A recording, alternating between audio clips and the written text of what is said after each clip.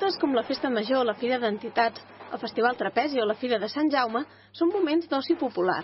Són dates en què els reusencs poden sortir al carrer i participar d'infinites activitats.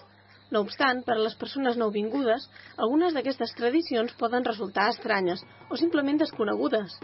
Per capgirar aquesta situació, el consistori ha ideat el programa Voluntaris per la Festa, una iniciativa que pretén dinamitzar la participació de tots els ciutadans en els actes festius.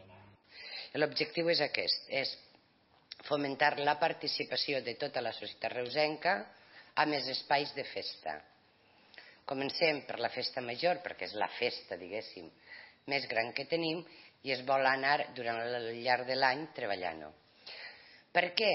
Perquè entenem que en aquells espais de lleure, en aquells espais que la gent va perquè vol, perquè no està obligat a anar, és en aquests espais on les persones demostren el seu arrelament a una societat.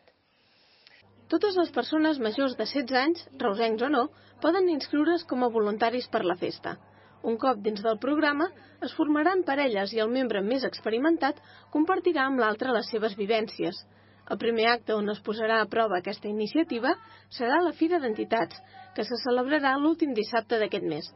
Però s'espera que la Festa Major sigui l'esdeveniment que reuneixi més voluntaris.